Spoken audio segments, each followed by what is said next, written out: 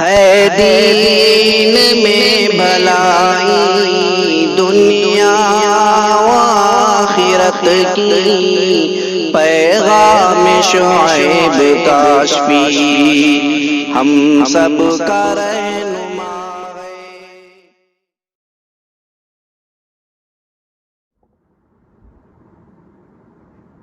بسم اللہ الرحمن الرحیم، الحمد للہ رب العالمین، والصلاة والسلام علی سید الانبیاء واشرف المرسلین وعلی آلہ وصحبہ اجمعین ومن تبعہم بإحسان فی کل زمان ومکان الی یوم الدین، اما بعد۔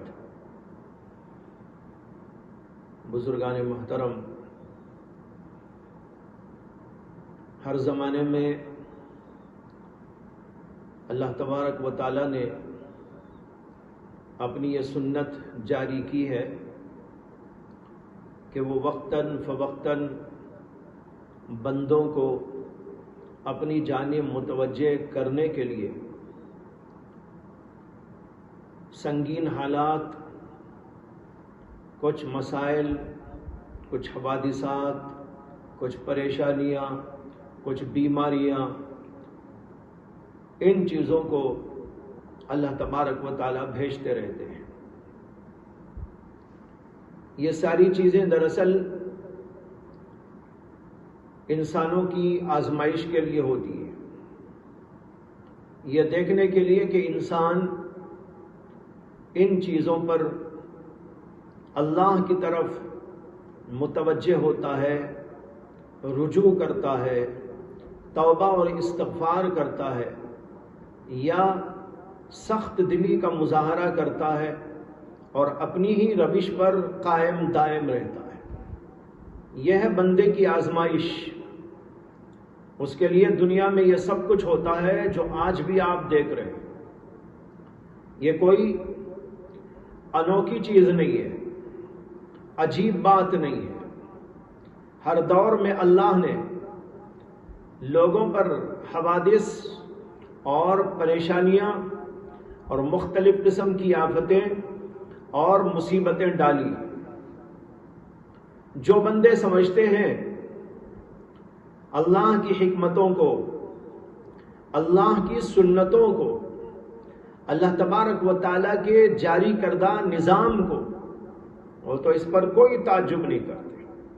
تعجب کے بجائے وہ کرتے ہیں جو کرنا چاہیے۔ کرنا کیا چاہیے؟ اللہ تعالیٰ نے قرآن کریم کے اندر ایک جگہ پر فرمایا ہے وَلَوْلَا إِذْ جَاءَهُمْ بَأْسُنَا تَضَرَّعُوا وَلَكِنْ قَسَتْ قُلُوبُهُمْ۔ جب ہماری طرف سے پریشانی آئی تو ان لوگوں نے گڑ گڑایا کیوں نہیں؟ اللہ کی طرف رجوع کیوں نہیں کیا؟ گڑ گڑا کر، رو رو کر اللہ کو کیوں منا نہیں لیا؟ یہ قرآن کریم کی آیت ہے۔ اللہ خود ہی فرماتے ہیں کہ ان لوگوں نے کیوں گڑ گڑایا نہیں، کیوں اللہ کی طرف رجوع نہیں کیا؟ اور رجوع کیا ہے؟ توبہ کرنا، استغفار کرنا، اپنی اصلاح کرنا۔ آج جو پریشانیاں ہیں دنیا میں، اس کی وجہ سے بہت سارے لوگ یہ کہتے جا رہے ہیں کہ یہ کچھ سازش کی وجہ سے ہے، کورونا آیا سازش کی وجہ سے ہے۔ چلیے مان لیتے ہیں کہ سازش ہے، لیکن سازش کو کامیاب کرنا بھی تو اللہ ہی کے بس میں ہے۔ اگر ان کی یہ کوشش اور ان کی یہ سازش کامیاب ہو کر دنیا میں حوادث پیش آ رہے، لوگ بیمار ہو رہے ہیں، لوگ مرتے جا رہے ہیں، ساری دنیا میں تہلکہ مچا ہوا ہے، بالخصوص ہندوستان کے اندر تہلکہ مچا ہوا ہے، لوگوں کو قبر کی جگہ نہیں مل رہی، غیروں کو جلانے والے نہیں مل رہے، دفنانے کے سلسلے بند ہو گئے، لوگوں کو لے جا کر ان کی لاشیں سمندر اور دریاؤں کے حوالے کر دیا جا رہا ہے. یہ سب کھلی آنکھوں مشاہدہ ہو رہا ہے. ایسی صورت کے اندر اگر ہم یہ کہہ کر خاموش ہو جاتے ہیں کہ بھائی کچھ سازش ہے، لیکن ہم رجوع نہ کریں اللہ کی طرف، ہم توبہ نہ کریں، استغفار نہ کریں، تو پھر اس کا مطلب یہ ہے کہ ہم نے اللہ کی اس سنت کو اور اللہ کے اس نظام کے اندر جاری کیے گئے اللہ کی عادت کو سمجھا نہیں. اللہ تو صاف بتا رہے کہ جب ہم نے ہمارا عذاب بھیجا تو لوگوں نے گڑ گڑایا کیوں نہیں. آگے کہتے ہیں وَلَكِنْ قَسَتْ قُلُوبُهُمْ، لیکن ان کے دل تو سخت ہو گئے، اتنے سخت ہو گئے، اتنے سخت ہو گئے. موتوں کی موتیں سامنے ہیں، لاشوں کی لاشیں سامنے ہیں، بیمار کے بیمار یہاں سے وہاں تک ہزاروں نہیں لاکھوں کی تعداد میں ہیں. روزانہ رپورٹ پر رپورٹ پڑھی جا رہی ہے، اخبار پڑھے جا رہے ہیں، ٹی ویاں دیکھی جا رہی ہیں، لیکن اس کے باوجود لوگوں کی سخت دلی کا حال یہ ہے کہ ان کے دل کے اندر رتی برابر جنبش نہیں. اس لیے ہمیں سمجھ لینا ہے کہ جب اللہ کی طرف سے حوادث، مسائل، مصائب، آفات، مختلف قسم کے فتنے مختلف انداز پر رونما ہوتے ہیں تو ہمیں اور آپ کو سمجھنا یہ ہے کہ اللہ کی طرف سے ایک بات ہماری آزمائش کے لیے جاری کی گئی. جب اللہ کی آزمائش ہے تو ہمیں آزمائش کے اندر کامیاب ہونا ہے. حدیث میں آتا ہے اللہ کے نبی صلی اللہ علیہ وسلم جب دیکھتے تھے کہ زور زور سے ہوائیں چل رہی ہیں، اللہ کے نبی علیہ السلام کام جاتے، آپ کا چہرے انور فق ہو جاتا، آپ کے چہرے انور پر اس کے آثار محسوس کیے جاتے، اور پھر اللہ کے نبی علیہ السلام جلد سے جلد نماز میں مشغول ہو جاتے. یہ حدیثوں کے اندر آیا. ہواؤں کے چلنے پر اور آندھیوں کے چلنے پر یا اور کچھ حوادث کے پیش آ جانے پر، ایک دفعہ اللہ کے نبی علیہ السلام کے زمانے میں سورج گرہن ہو گیا.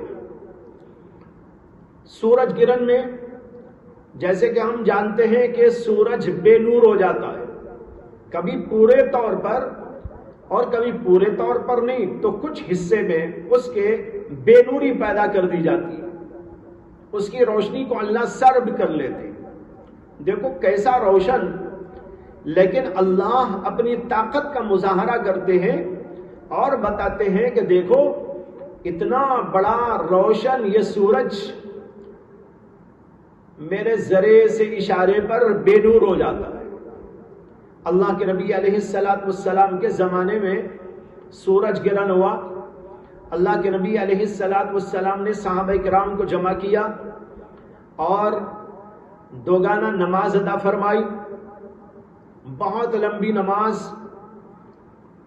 اور بڑا لمبا رکوع، بہت لمبا سجدہ، بہت لمبی قرات، یہاں تک کہ بعض لوگوں کو یہ خیال ہو گیا کہ اس کے اندر کئی رکوع ہوئے ہیں. بعضوں نے کہا 2 رکوع ہو گئے، بعضوں نے کہا 3 رکوع ہو گئے، بعضوں نے کہا 4 رکوع ہو گئے، بعضوں نے کہا 5 رکوع ہو گئے. حدیثوں کے اندر اس کا تذکرہ موجود ہے. یعنی اتنا لمبا رکوع تھا کہ بعض لوگوں کو یوں خیال ہونے لگا. تو بہرحال اللہ کے نبی علیہ السلام نے نماز ادا کی اور پھر اس کے بعد آپ نے خطبہ دیا اور اس خطبے کے اندر ارشاد فرمایا کہ یہ سورج گرہن اور چاند گرہن یہ دراصل اللہ کی 2 نشانیاں ہیں، یا اللہ کی نشانیوں میں سے 2 نشانیاں ہیں.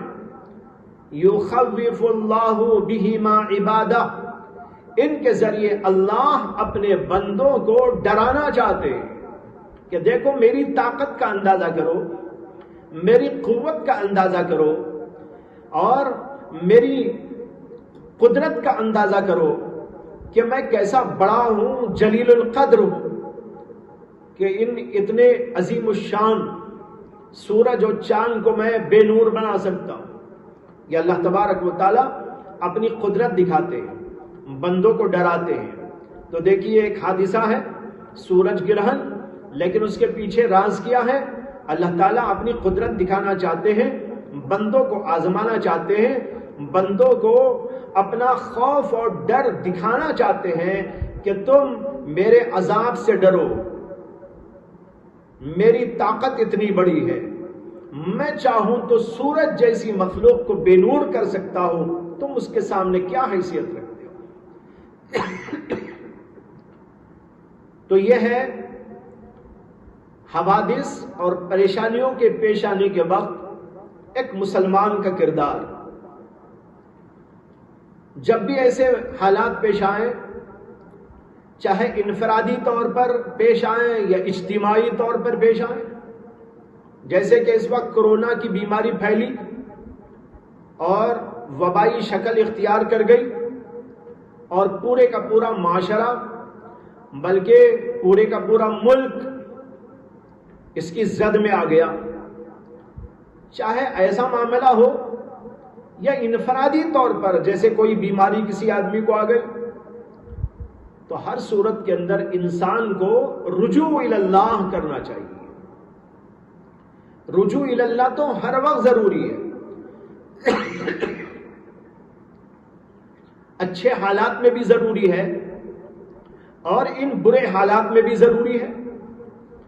اگر اچھے حالات ہیں، ماشاءاللہ کھانے کو مل رہا ہے، پینے کو مل رہا ہے، راحتوں پر راحت ہے، آسائش پر آسائش ہے اور من چاہی زندگی ملی ہوئی ہے، اس کے اوپر بھی اللہ کی طرف رجوع ہونا چاہیے۔ اللہ کی آزمائش دونوں طرح ہوتی ہے، نعمت دے کر بھی مصیبت دے کر بھی۔ نعمتیں دے کر بھی اللہ چاہتے ہیں کہ بندے کی آزمائش کرے، بندہ کیا کر رہا ہے، کیا مجھے یاد کرتا ہے میری نعمتوں کو کھا کر، کیا میری طرف رجوع کرتا ہے میری نعمتوں سے استفادہ کر کے، یا ایک نعمتوں میں مگن ہو کر منعم کو بھول جاتا ہے، کھانے کو دیکھ کر کھانے دینے والے کو بھول گیا، پینے کی چیزوں کو دیکھ کر پینا دینے والی عظیم الشان ذات کو بھول بیٹھا۔ بہت ساری نعمتیں لینے والے نعمتیں تو لیتے ہیں لیکن نعمت دینے والے کو بھول جاتے ہیں، یہ تو بڑی ناشکری کی بات ہے۔ اس وقت بھی آزمائش ہوتی ہے انسان کی جب وہ اللہ نعمتیں عطا کرتا ہے کہ نعمتیں لے کر، نعمتیں کھا کر، نعمتیں استعمال کر کے بندہ مجھے کہاں تک یاد کرتا ہے، میری کہاں تک شکر گزاری کرتا ہے، اور شکر گزاری کرتے ہوئے کہاں تک میری عبادت کرتا ہے، یہ اللہ دیکھنا چاہتے ہیں۔ اور جب مصیبت دیتے ہیں تو بھی وہاں آزماتے ہیں کہ جب مصیبت میں نے دی تو بندہ کیا کرتا ہے، کیا مجھ سے روٹھ جاتا ہے یا مجھ کو مناتا ہے، یہ سوچتا ہے کہ میرے گناہوں کی وجہ سے ہے، اس لیے میں اللہ کی طرف رجوع کروں، توبہ کروں، استغفار کروں، میرے اللہ کو راضی کر لوں، میرے خالق و مالک کو راضی کر لوں، اس کے لیے وہ کوشش کرتا ہے۔ یہی وہ آیت کا حاصل جو میں نے پڑھا تھا، اللہ تعالیٰ نے کہا کہ کیوں نہیں جب ہماری آزمائش آئی، جب ہمارا عذاب آیا تو انہوں نے کیوں نہیں رجوع کیا، کیوں نہیں اس وقت میں تضرع کی، اور کیوں اللہ کی جناب میں آ کر گڑ گڑایا۔ آج اس بات کی شدید ترین ضرورت ہے، ہر آدمی روئے، اپنے گناہوں کو یاد کر کر کے روئے، پوری امت کے گناہوں کو یاد کر کر کے روئے۔ اجتماعی گناہ بھی ہوتے ہیں، انفرادی گناہ بھی ہوتے ہیں، ہم سے تو ہر قسم کے گناہ ہو رہے ہیں۔ اللہ سے معافی طلب کرے، اپنے لیے بھی، اپنے والدین کے لیے بھی، اپنے رشتہ داروں کے لیے بھی، اور اپنے ساتھیوں کے لیے بھی، اپنے متعلقین کے لیے بھی، اور پوری امت کے لیے بھی، اور پھر اس کے ساتھ ساتھ اپنے آپ کو پاک باز بنانے کی کوشش کرے۔ حتی الامکان نمازوں کا اہتمام، ذکر اذکار کا اہتمام، اور گناہوں سے بچتے رہنے کا پورا اہتمام۔ ایک بات یاد رکھے، ذکر کر لینا بہت آسان ہے، نماز پڑھ لینا بھی ایک حد تک آسان ہے، لیکن گناہ کو چھوڑنا بڑا مشکل ہے۔ بہت سارے لوگ نماز پڑھ لیتے ہیں، اسے کہ آسان ہے، ذکر کر لیتے ہیں بہت آسان، لیکن گناہ نہیں چھوڑتے۔ گناہ چھوڑنے پر بہت اپنے آپ کو محنت کرانا چاہیے، مجاہدے کی بھٹی میں تپانا اور پکانا چاہیے، تاکہ جو غلط عادت اس کو پڑ گئی ہے گناہ کرنے کی، غلط عادت میں نے اس لیے کہا کہ انسان کی فطرت نہیں ہے گناہ کرنا، اسے تو اللہ تعالیٰ نے اسلام پر پیدا کیا۔ حدیث میں آتا ہے، نبی اکرم صلی اللہ علیہ وسلم نے ارشاد فرمایا، کل مولود یولد علی الفطرہ، ہر بچہ جو بھی پیدا ہوتا ہے وہ اسلامی فطرت پر پیدا ہوتا ہے۔ اسلام کیا ہے؟ اللہ کی اطاعت کا نام، اللہ کی بندگی کا نام، اللہ سے تعلق کا نام۔ انسان کی پیدائش تو اس صفت پر ہوتی ہے، لیکن اس کے بعد وہ غلط عادتوں میں پڑ جاتا ہے۔ جیسے کہ بعض لوگ شراب پینے لگتے ہیں غلط طور پر، بعض لوگ سگریٹ پھونکنے لگتے ہیں غلط طور پر، اور اسی طرح بعض لوگ وہ پان پرگ اور پتہ نہیں کیا کیا کھاتے ہیں۔ ظاہر بات ہے یہ اچھی عادت تو نہیں ہے انسان کے لیے، غلط عادت۔ اسی طریقے پر جو گناہ بھی ہوتا ہے دراصل وہ غلط عادت ہے جو انسان کو پڑ جاتی ہے، اور جب اس کی لت اس کو لگ جاتی ہے تو اس کے اندر اسے مزہ آنے لگتا ہے۔ جیسے شرابی کو شراب پینے کی علت پڑ جاتی ہے، لت لگ جاتی ہے، تو اس کے اندر اسے مزہ آنے لگتا ہے۔ لیکن جو شراب نہیں پیا اسے ذرا دکھاؤ تو اسے دور ہی سے نفرت آ جاتی ہے۔ اسی طرح اللہ والوں کو جو گناہ نہیں کرتے، گناہ کے نام سے بھی نفرت ہوتی ہے۔ بیس الاسم الفسوق بعد الایمان، اللہ تعالیٰ نے کہا ہے کہ فسق اور فجور اور گناہ کا نام بھی بہت برا ہے۔ تو یہ تو اللہ والوں کی عادت، اور جو بری لت میں پڑ جاتے ہیں تو ان کو وہ چیز اچھی لگتی ہے۔ تو بہرحال اس لت سے، بری عادت سے اپنے آپ کو بچانے کی کوشش کرنا چاہیے، اور نماز، روزہ وغیرہ، ذکر اذکار کی پابندی کے ساتھ ساتھ جس قدر ہو سکتا ہے انسان گناہ سے بچے، یہ بہت اہم ہے۔ آج گناہ کر کر کے اللہ کو ہم نے ناراض کر دیا ہے۔ صورت ایسی لگ رہی ہے اس وقت دنیا کی کہ بس ایک چھوٹی موٹی قیامت آ چکی ہے، جہاں دیکھو وہاں پر موت ہی موت، موت ہی موت، یا بیماری ہی بیماری، اور پریشانی ہی پریشانی، سکون کا نام و نشان غائب ہو گیا۔ یہ صورت کیوں ہے؟ اللہ کو ہم نے ناراض کیا ہے، گناہوں کی وجہ سے، غلط کاریوں کی وجہ سے، انفرادی اور اجتماعی گناہوں کی وجہ سے۔ اب ضرورت کس بات کی ہے؟ اللہ کو منانے کی ضرورت ہے کہ ہم اللہ کو منائیں۔ اے اللہ، ہم نے بہت آپ کو ناراض کیا، میں غلط آنکھ نہیں اٹھاؤں گا، غلط جملے نہیں بولوں گا، غلط خیال نہیں لاؤں گا، غلط بات نہیں سنوں گا، غلط بات زبان پہ آنے نہیں دوں گا، غلط خیالات کو دماغ میں نہیں پکاؤں گا، ہاتھ اور پیر کو کسی غلط کام میں نہیں لگاؤں گا، کسی بھی قسم کی غلط اور فحش اور بے حیائی کی بات سے اپنے آپ کو بچاؤں گا۔ اللہ سے کہہ کر اپنے آپ کو اللہ کے حوالے کرنا اور رجوع کرنا اور اس کو منانے اور اللہ تبارک و تعالیٰ کو راضی کرنے کی کوشش کرنا اس وقت کا بہت ہی اہم ترین کام۔ اس لیے عہد کیجئے کہ ہم سب اللہ کو راضی کریں گے اور اللہ کی طرف رجوع کریں گے، ہر طرح رجوع کرنے کی کوششیں کریں گے۔ اس کے لیے اچھے اعمال کو اختیار کریں۔ اچھے اعمال بہت سارے ہیں، نماز ہے اور انفاق اور خیرات ہے، اور آج کے زمانے میں اس کی بھی بہت اہم ضرورت ہے کہ ہر آدمی اپنی کمائی میں سے غریبوں کا حصہ ضرور نکالے۔ اس لیے کہ اس وقت دنیا میں جو صورتحال ہے لاک ڈاؤن ہے، لوگوں کی کمائی ختم ہو گئی ہے، جو لوگ روز کما کر کھانے والے ان کے ہاں تو فقر و فاقے کے سوا کچھ نہیں ہے، بچے بلک رہے ہیں، بھوک اور پیاس کی وجہ سے ان کا حال انتہائی خراب ہو چکا ہے، جس کا تصور بھی ہم لوگ نہیں کر سکتے۔ ایسی صورت کے اندر اللہ کی طرف رجوع یوں بھی ہوتا ہے کہ ہم غریبوں کی امداد کریں، اپنے کھانے میں سے ان کا حصہ نکالیں، اپنے پینے میں سے ان کا حصہ نکالیں، اپنے کپڑوں میں سے ان کا حصہ نکالیں، مال پیسے میں سے ان کا حصہ نکالیں، اور اس طریقے پر اللہ کو راضی کریں۔ اس طرح جو کچھ کے ہو سکتا ہے ان اعمال اور عبادات کو اختیار کر کے اور گناہوں سے ہر طرح اپنے آپ کو ظاہری اور باطنی دونوں قسم کے گناہوں سے اپنے آپ کو دور رکھتے ہوئے اللہ کو راضی کرنے کی کوشش کریں۔ اللہ تعالیٰ مجھے بھی آپ کو بھی اس کی توفیق عطا فرمائے۔